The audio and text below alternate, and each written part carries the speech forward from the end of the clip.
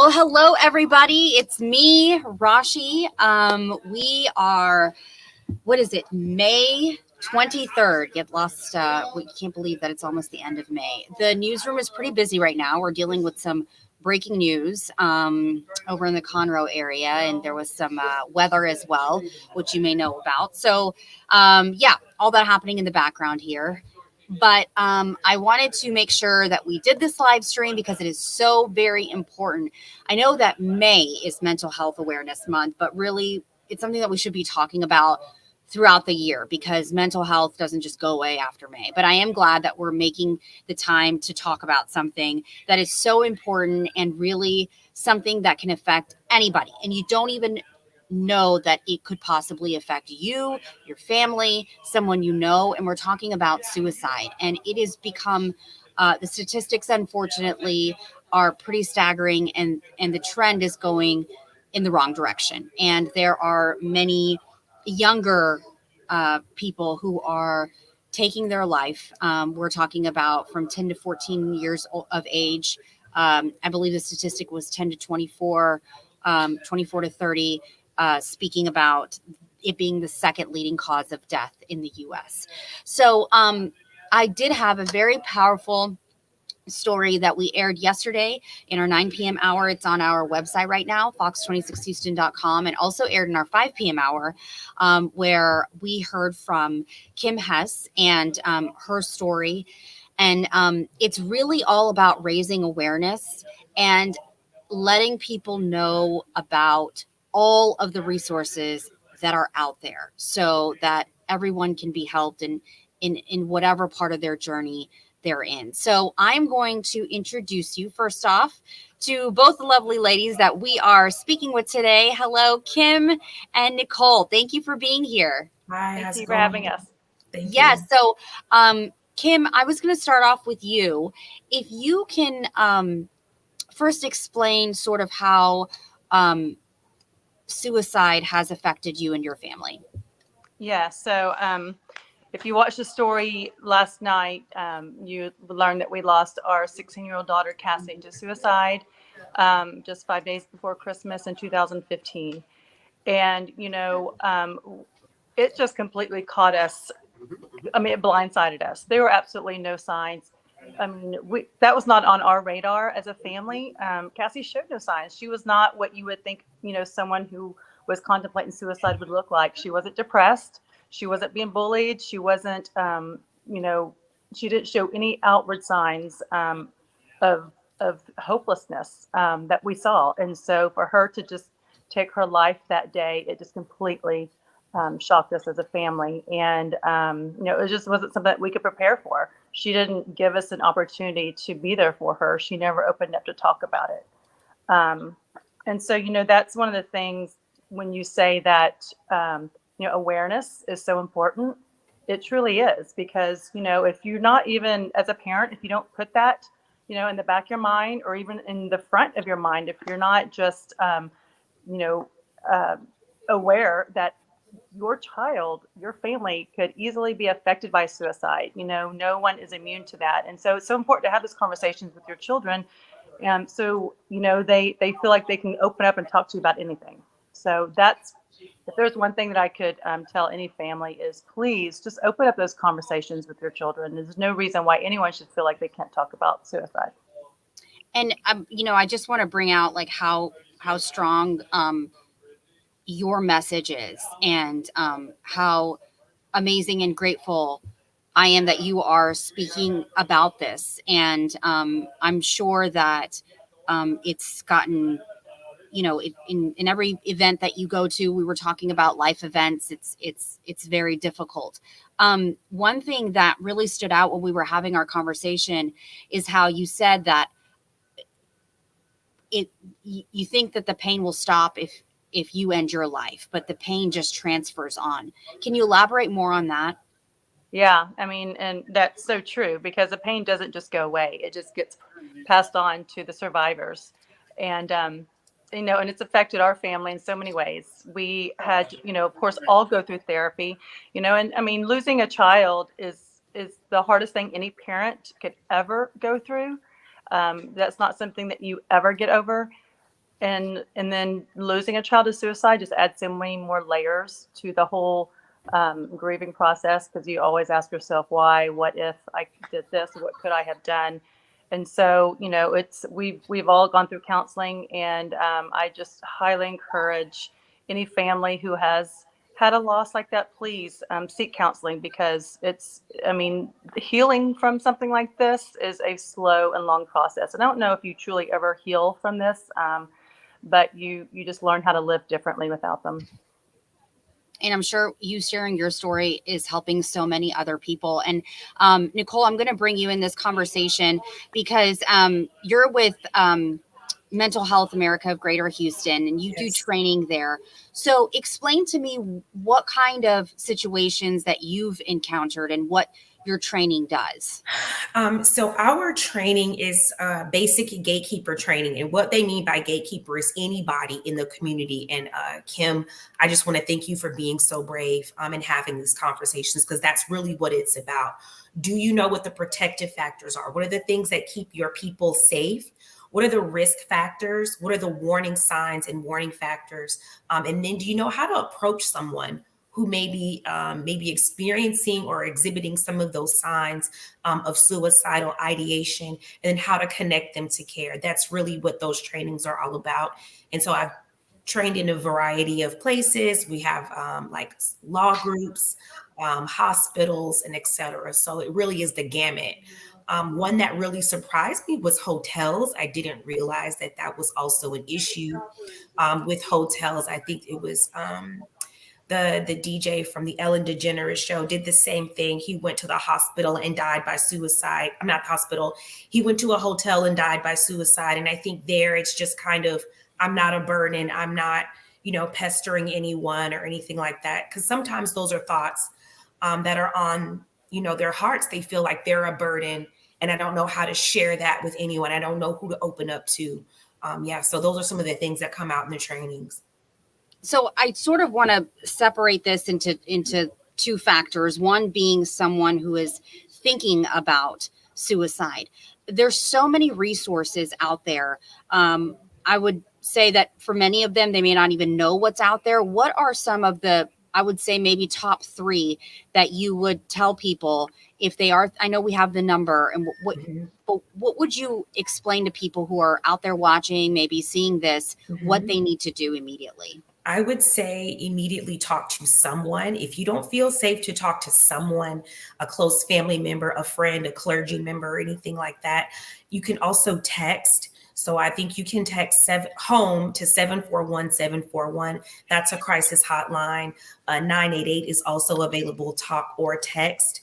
And I believe also for our LGBTQ plus youth, there's also the Trevor text line. So those are three that are available.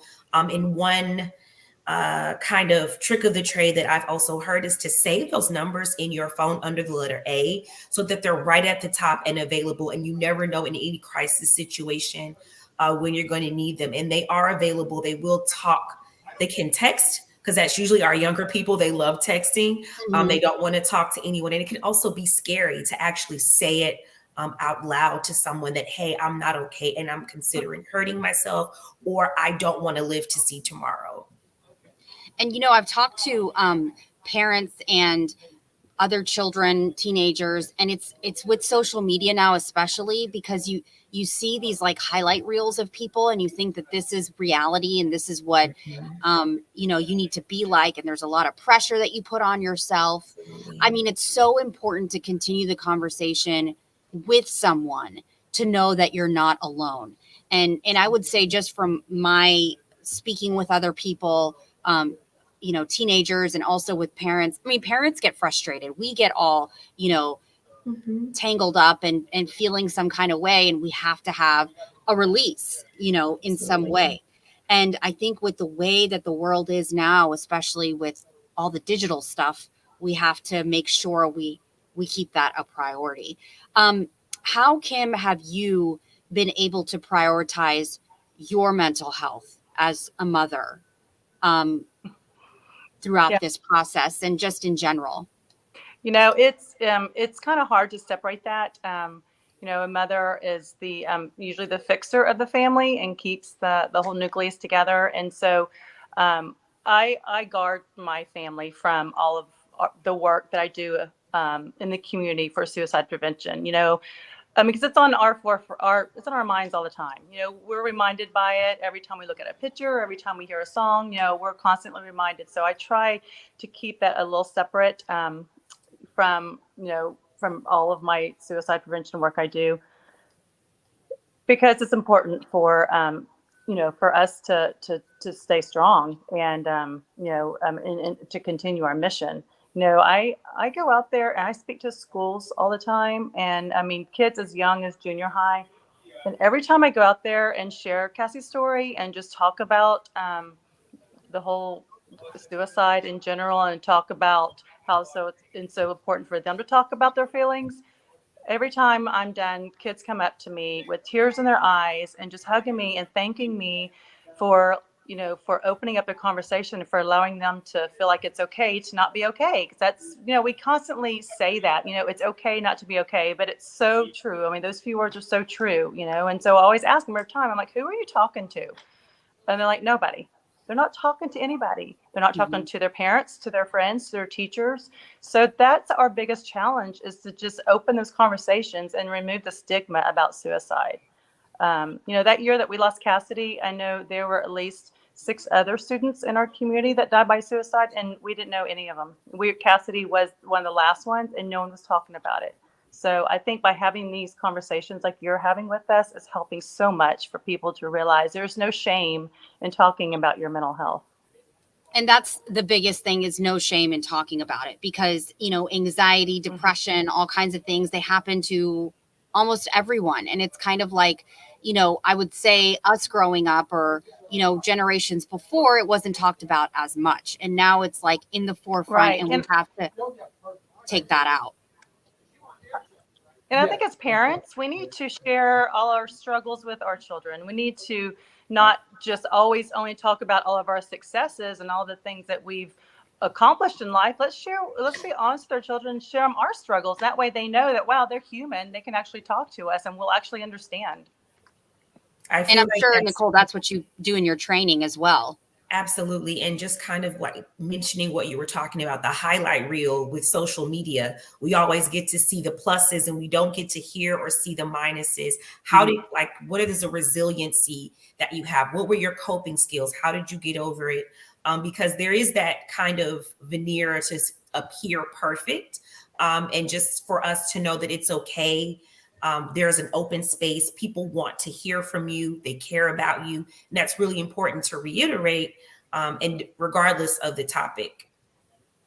Yeah, definitely. And I was going to talk about the other side of it, is those who are parents or friends, or may feel like they need to talk to someone who possibly might be thinking about it. And, Kim, you sharing your story is so powerful, because you see Cassidy, you see basically everything that she's done, and so many people can relate, because just like Robin Williams or all these other people that, face value, you would be like, oh, there's no issue. There's no, so when it comes to, especially the teenage years, we've all been there. That's like a hard time where you're like, okay, the kids kind of, I shut down too. And how do you kind of open up, or do you said something very interesting, which was to just start the conversation and keep it going. And that's just it. Anything can open up that conversation. I mean, those simple words, like I said, hey, are you okay? And then, and if they're not okay, don't just take, hey, I'm fine as an answer and stop there. You keep pushing. Your child or your best friend better than, most people. And so just keep pushing the issue. And we support a bunch of girls in support groups here, and they all come in thinking that first they don't want to open up and talk, because so we don't even call them support groups anymore. We call them take the lead group. And then once they start having the conversations amongst themselves, they realize, oh my God, I'm not the only one having the same feeling. Like all of them are feeling the same insecurities, but yet, and these are best friends, and yet none of them knew it. None of them were talking about it, because they keep their best face, on social media. And I tell you, I've seen that there's a lot of pain that hides behind a big smile. So, we just keep, we keep parents trained. Like, I don't know, do you do this training in schools, Nicole?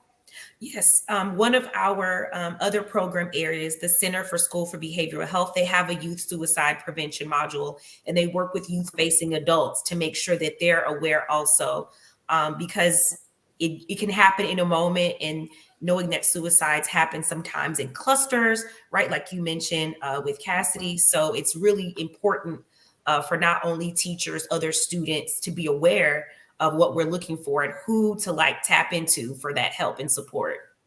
And Nicole, if you want to just go into what all you do offer at Mental Health America Greater Houston. Sure. One of the things that we offer is Ask Suicide Prevention, and that is that gatekeeper training that I was talking about. Another that is offered by our veterans team is CALM, which is Counsel Against Lethal Means. They have some of the same principles. We're trying to figure out what are your protective factors, your warning signs, what are your risk factors, and then we want to make sure that you separate that person between those means. So if I'm going to ask you, hey, I've noticed that you seem pretty withdrawn, or you don't seem excited about the things that you used to, or just to ask, you seem really sad about such and such, people who are sad like this, how do we approach that person and say, that sounds like suicide? And that can be the hardest thing to do, is to ask someone if they are considering suicide. But research has shown us that asking the question is not going to lead that person closer to suicide. It could be just the snap that they need, like, oh my gosh, I'm glad you realized it, or, oh, why would you say that? No, that's not, where I'm headed. So getting into those types of trainings are going to be helpful, because it's a hard thing to ask, but you've got to practice it, with your body language and things like that. So we do offer those two. And then I mentioned the Center for School for Behavioral Health also has a youth suicide prevention module that is pretty impactful. Yeah, and that's so great that that's out there in the community. And we've also posted the link on our website as well with this story. Kim, tell me about this nonprofit that you and your family have started.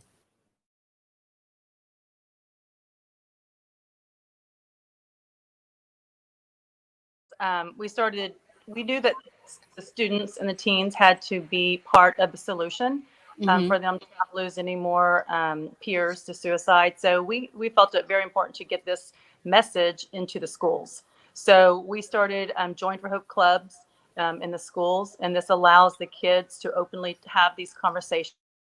This type of training, like Nicole is talking about, we've used the AFSP model, Talk Saves Lives, and different things like that. But it's the same sort of training for teens. And so it's important for them to see these signs and feel comfortable with asking. So that's one big thing we've done. And we're in a lot of schools here in Montgomery County, and we have 2 college level schools that for the training. We sponsor training. Some of these models require sponsorships. They require funding for it. Some of them are free. So we offer training in our community. We help families subsidize the cost or pay for all of their costs for private therapy when they can't afford it, because we don't want any financial burden to be a reason why a family doesn't get help for their child. We offer scholarships to students. We've started a student-led podcast where these students can start having these open conversations, and we want to get the podcast into each of our schools. So we're trying to do a lot of things throughout the community. But the biggest thing that we do is I go in and I speak to schools, and I speak to churches, and just any community event, Lions clubs and things like that about this very thing. And then we go into the training.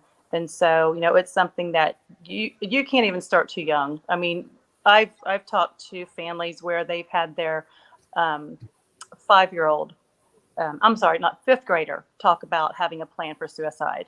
So, I'm talking, these are young children that are thinking about it, and some of them have plans for it. So, and I think, like what Nicole was saying earlier, it's a myth that if someone asks you if you're considering suicide, that's going to put the thought into your head. So we've thought that for so long, but it's not true at all. Just like Nicole said, that if you ask someone, it just opens up the door and it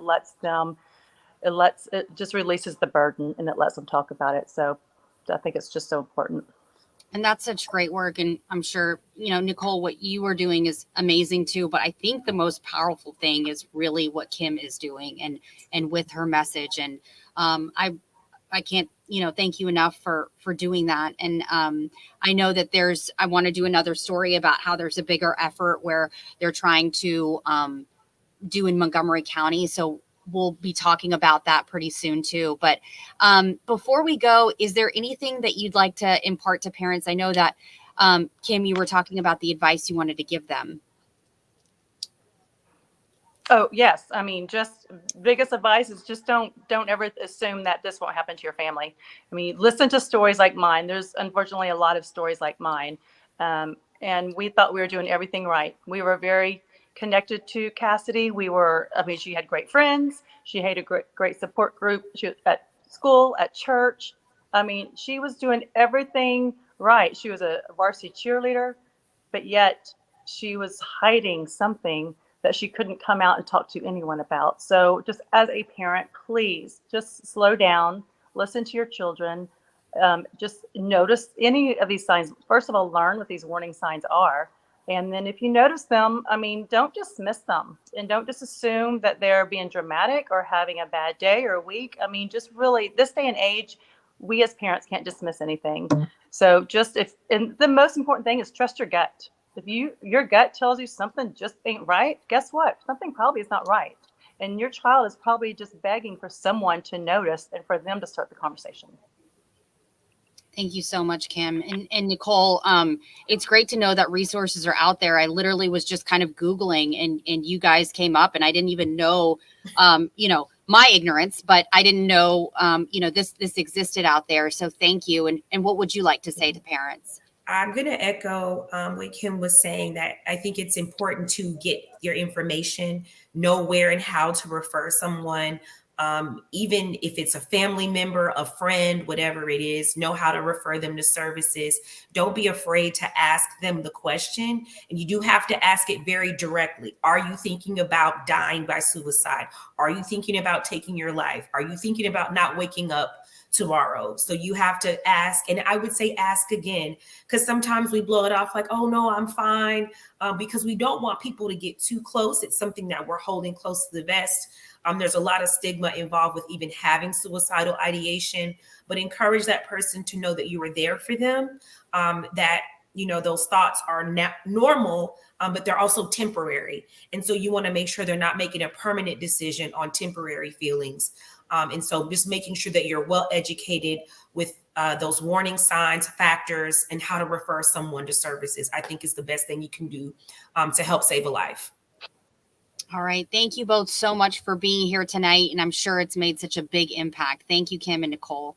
Thank you. Thank you. Welcome. Bye-bye. And I appreciate all of you joining us for this parent to parent live stream, such a very important topic. If you have any questions, please put them in the comments below. You can also share this with your friends and family. And, biggest important message out there is that you're not alone, and to make sure you check in with everyone in case, they are not doing well. Might not be as extreme as suicidal thoughts, but might be something else. So, we just got to be out there and kind to one another. Thanks so much.